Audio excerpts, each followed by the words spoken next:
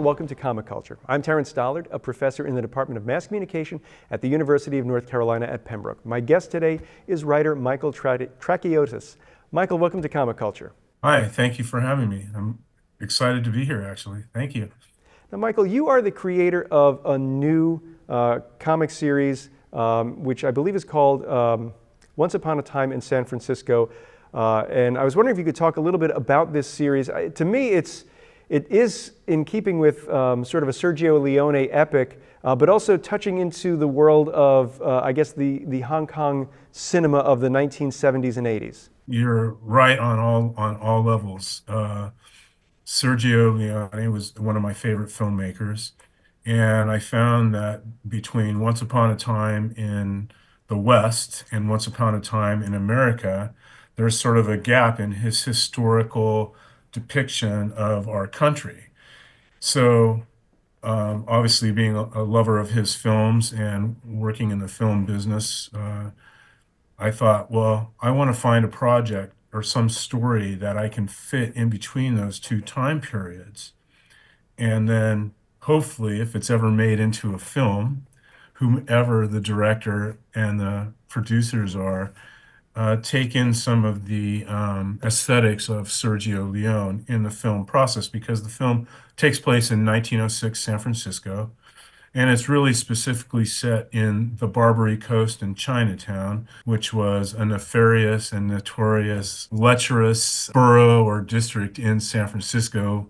And so I think it sort of keeps in from a historical perspective of through Sergio Leone's eyes, how we see America through the underworld in some ways, or through the conflicts of human people, but those people who are in gangs, and so that was definitely one aspect. And so, while I was looking around for a project, something that I could do that fit into that, being from San Francisco and living through a few earthquakes and studying the history of San Francisco as a kid, Ishi, the last remaining Native American in San Francisco, was one of my fascinating books. Um, so anyway, 1906 San Francisco just popped right up because of the disaster of the great earthquake and fire, the destruction of the city. And the last film that was made that really depicts that is San Francisco with Clark Gable, which was 1936. Obviously, a lot of movies have been made in San Francisco and even sort of about San Francisco, but nothing about the earthquake. So that attracted me because it hasn't been done recently. And then once I started delving into the history of the city, I sort of found a Gangs of New York comparison with regards to the politics, to the graft of the city in 1906 rivaled that of New York. And then, of course, I found the hatchet men, the Tongs, the secret societies who were basically running the Barbary Coast and Chinatown back alleys, doing the human trafficking, the opium, the alcohol, the gambling, the prostitution, was basically run by the Tongs. And as I'm doing this research, I've come across a random article or two about some guy, some sort of vigilante guy who had a handkerchief over his face, who was basically dissecting the hatchet man. Unnamed, no motive, just a couple, and I had to dig deeply into archives of newspapers and magazines to even come across this. I put the story together, put it into a 24-page comic book prevision of the film, got that into Stanley's hands, actually. The man corresponded with me via email, as well as I had the opportunity to meet several great filmmakers. And I worked for Penny Marshall in screenwriting and story development. What came of that was the realization that I had to have a main character in my film that the ensemble cast really was okay. It was interesting.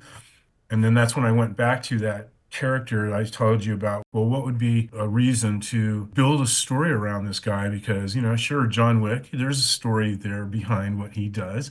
He's just going around killing people. I wanted to have something with more depth. And that's when I got into the studying of the human trafficking and the sex trafficking. And I thought, well, maybe this guy's a father, or maybe he's a brother, and maybe his sister has been kidnapped because that's what was going on in the streets of the Barbary Coast in Chinatown. And he's on a hunt to find his sister, rescue her before she becomes a victim of human trafficking. Well, I just gave you the log line of the movie and of the story. And so that's what I found digging through this. And I thought, what an interesting way to bring people into the debaucherous San Francisco Barbary Coast and like Gangs of New York or even Gladiator or The Searchers by John Wayne or Fist of Fury, uh, and even John Wick. This is a revenge film, but it's a search and rescue film. It has all the elements of history, uh, which are all the things that I love. I wrote screenplays, probably 40 different screenplays, based on my conversations with Mr. Lee and other people. I wanted to go back and recreate the graphic novel or the comic books to be more reflective of the new characters and everything else like that. So that's what got me started on the graphic novel that I'm getting ready to publish. It's a 52-page graphic novel. And it's basically, I've taken three scenes out of the movie and created three separate chapters, if you will, that revolve around the main character, the Black Hatchet. Comics and films are very similar in many ways, but they're also just the way you tell the story, even though it's visual and it's writing in a comic book, there are differences. And so the adaptation from the film to the comic book, the scenes are different, just as you might anticipate if you read a book that you like and then they make the movie. Oftentimes the scenes are altered or the characters are changed or it's adapted.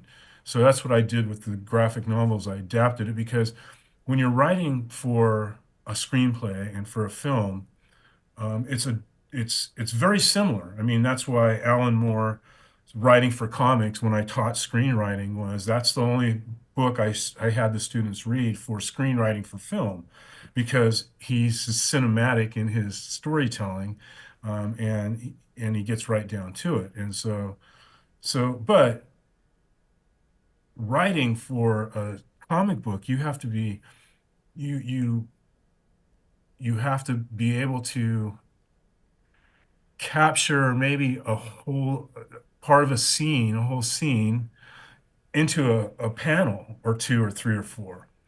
And the descriptive writing for a comic book is different than for a screenplay or a film. So you're actually telling the artist, if you're a good writer, um, the camera angle, over the shoulder, uh, uh, bird's eye view. You're describing the scene, the lighting, the whole thing. Now you do that in a screenplay, but you don't do camera directions. You don't do music. You don't do oftentimes, at least when I write screenplays, I think the costume designer is going to know that it's 1906. They'll be able to figure it out. But in a comic book, you have to become the costume designer. You have to become the prop manager. You have to become the director of photography. You have to be the gaffer, the best boy. You have to create the whole scene. And so causes you to rethink what you did here in the screenplay when you write for comics. And then the amazing thing for me is I had these great artists work on the book, and I'm a very collaborative artist with them. So what they produced was almost exactly what I was looking for. But then I went back to the script and I'm like, you know what? Based on how this scene is laid out, I'm changing the dialogue. And I would go back and change the dialogue, but then I would take that change in the dialogue in the uh, graphic novel and apply it to the screenplay because so the transference of the shared process of writing for a comic book and writing for a screenplay, if you have done that or you're planning on doing that, it's very rewarding. I mean, it's very I don't know, cathartic. I don't know if that's too big of a word to use for it, but it's just sort of amazing when you see something visually. It's like after because I do the coloring, so once I start seeing the color and the whole scene erupt, I'm like, whoa, whoa, wait a second now. This character over here, once the film is shot and the dialogue is done, you can't go, whoa. I mean, you can. Go, whoa, wait a second now. Really, what I want her to say is this, this, and this. No, it's all locked down before you turn the camera on. A comic book has a lot of latitude. You have a lot of leeway into where you want to go. And I think these people like Rick Parker or Bob McLeod, guys who worked in the system, they had pretty rigid uh, requirements when they were doing their product. It was manufacturing process, actually, when you study comic manufacturing or comic creation. But so, but when you do your own, and I'm sort of just self-discovering that how much I love the process of creating the graphic novel, and I'm really disappointed that I only have like 9 more pages to color, and then I'll be done. I'm sort of disappointed, but it's Well, been a long process. you've got a lot to unpack there. And one of the things I know from working on television and working with comics is that both are collaborative ventures.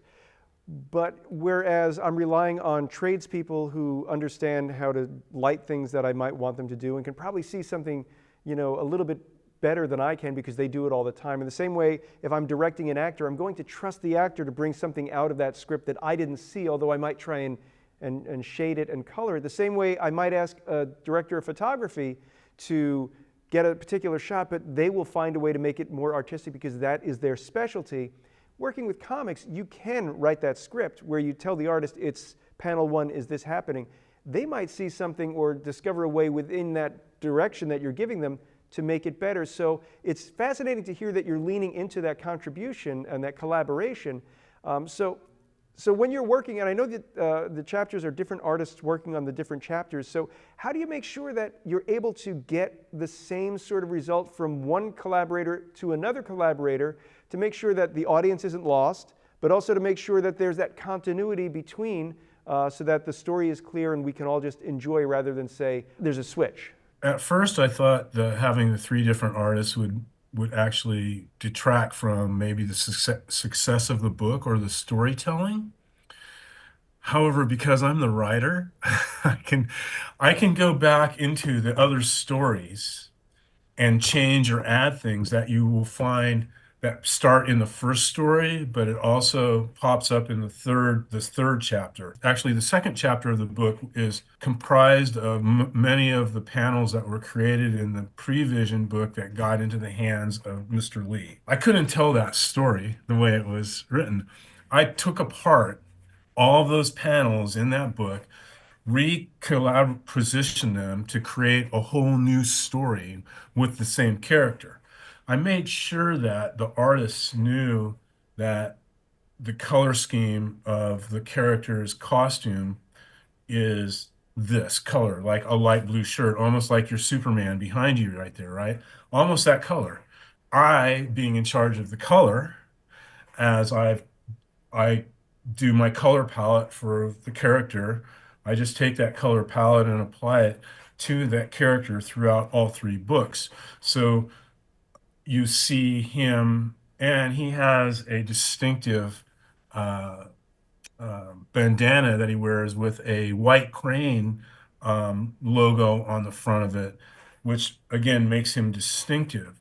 But to your point, and this is what I actually love about the challenge of doing comics is how do you make every character unique and distinctive so that when you see them or interact with them, you know absolutely who they are, right? And then based on dialogue and action, you know exactly where they end up and why they ended up there.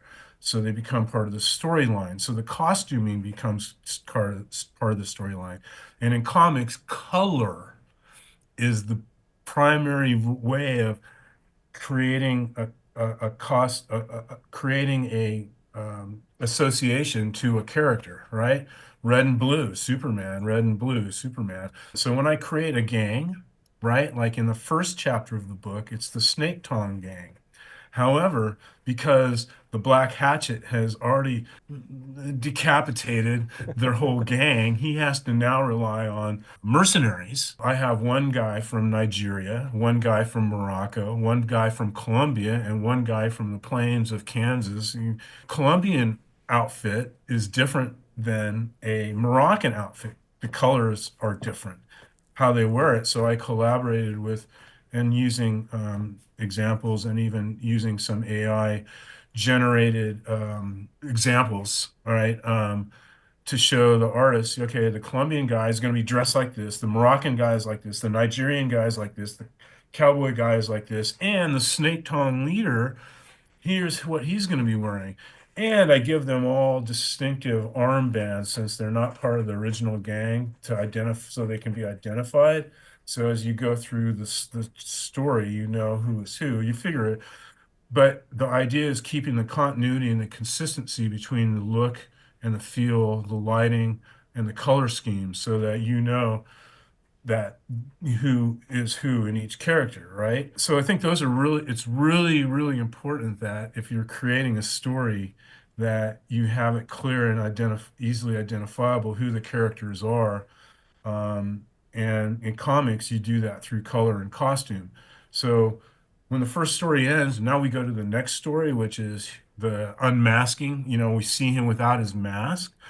Okay, well, he's got a scar on his face. This scar occurred because when his sister was kidnapped, they were ambushed, and the Pale Dragon, who is the assassin for the Green Dragon Tongs society in Shanghai, who are running the ones in San Francisco. He goes to kill him and he slashes across his face. So now he has a scar. So that scar appears on his face in all three chapters so that you know who he is and the same color scheme. So when you get to the third chapter, which is called Payback, which is the another combat edition, um, uh, you know who he is. But in that story, I literally have three different gangs, okay, with three members in the alleyway. And so to color the tong gator, the gator tong or the alligator tong or the mud dragon tong, they had alligators, green and yellow, all right? Shanghai Kelly, who's supposed to be dead in 1906, but is somehow resurrected, finds a way back to life. His gang, he's wearing this lavender stuff, purplish lavender. And then the nuns, who's a gang, it's based on a real nun who went around the Barbary Coast saving young girls, literally standing between the Tong hatchet man and the girl. Uh, she had a so that character she's based on that character. They have a little nun outfit, three different schemes, three different colors, three different, and I've actually had people say, wow, it's really cool. I easily, I see who's who, or, stuff like that because of the identifiability. But between the three stories, the one main character is the Hatchet Man, the Black Hatchet. And so each artist created him differently. Okay. Like, well, in the third book, you just see him with his mask on the whole time, so you really don't see his face. But in the first guy and the second guy, so that's why it's important that you have these identifiers that, just like in film, right? You carry through from the first part to the last part of the story. So that's how I was able to do it. But what I really like is the fact that these three different artists, had three different visions of basically the same character. And um, and I think that makes the work even more unique and more interesting because uh, you get to see and feel, just as you said, their vision, right? Because I give them that leeway. I say, here's your canvas, and let me see what here's some screen direction, and here's the dialogue. Let me see what you come up with. And wow. It's amazing when you allow people the space to collaborate. I listened to Mr. Parker, and and as he said, I can write and draw, and I feel like if I'm the artist, I'm going to have more control over the finished product, which I totally, I can see that. I could draw. It would take me about a year per panel. So I have to rely on other artists, but I think that that's part of the collaboration process that I found in film. Like when I work with actors, it's like uh, it's all collaborative, and that gives them the freedom to bring into their bring into the character the voice of the character. I mean, bring their voice into the character. It's not just from a script. Same thing with the director of photography said before. It's like, look, I want to get that opening shot just like we got in um, Once Upon a Time in the West, where we see the desert. Anyways, I want that same feeling, and even though it's in the screenplay, they're going to bring that to you. You have to let these people collaborate. That was one of the first things I learned in the business of filmmaking. But even going all the way back to when I had my ad agency at 20 years old, you hire a graphic designer, you do let them do their job, and but you collaborate. It's collaboration. Art is collaboration, man. I did want to talk a little bit about how you are approaching artistic partners, because you mentioned that you're dealing with an artist in Israel and an artist in the United States and maybe somebody in South America. So how do you sort of collaborate with all of them, and just get them on board? Well, the first book was the artists were people I knew at Academy of Art University, so they are already right in the building. Um, the second book, I found many artists in the style that I was looking for, approached them, talked to them, what were their page rates, sent them sample script, uh, I sent them concept art. I'm really big into research and having all this stuff done ahead of time. And I picked one, and it turned out to be a great collaboration. And then Maudie, the cover artist for the first chapter, we just had been interacted through social media. So, and I really, really like his work. He's such a talented artist, and he did such a fantastic job. And then he introduced me to Noah. So, I wanted to try and avoid going back out into social media and posting and saying, "Hey, I need an artist. Can I look for an artist?" Because it's a madhouse out there. And so that's how those artists, and that's the collaboration process. I would like to mention one other little thing. Hmm. If I have, how much time? 90 seconds? Sure. I'm also incorporating augmented reality into my books, and my marketing materials.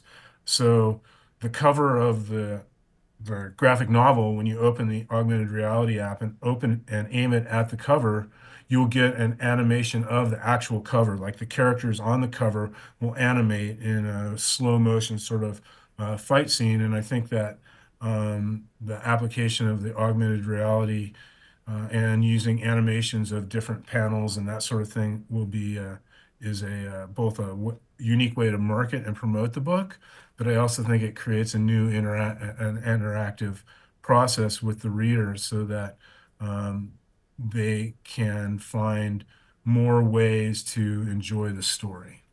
Well, Michael, they are telling us that we are just about out of time. In the few moments we have left, if the folks watching at home wanted to find out more about you on the web, where can they find you? The website is onceuponatimeinsf.com. All right. Well, Michael, thank you so much for taking time out of your schedule to talk with me today. It's been a very fun and fast half hour. Thank you so very much as well. I really enjoyed it. And thank you everyone at home for watching Comic Culture. We will see you again soon.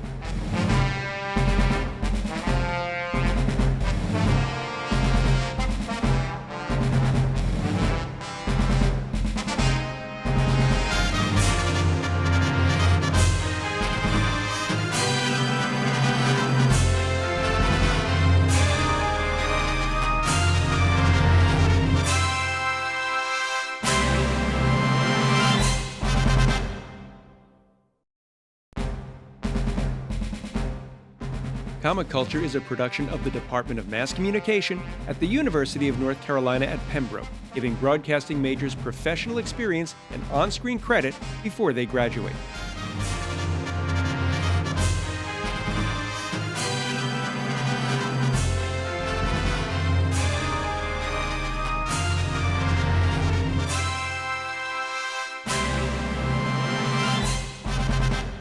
Only at UNC Pembroke can you find what makes you special.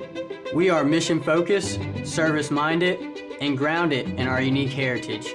And most importantly, you will define who you are, what you love, and who you want to become. With the NC Promise tuition plan, it's all more affordable than you might think. Discover your passions. It's all at your fingertips to explore, and it starts right here at UNC Pembroke.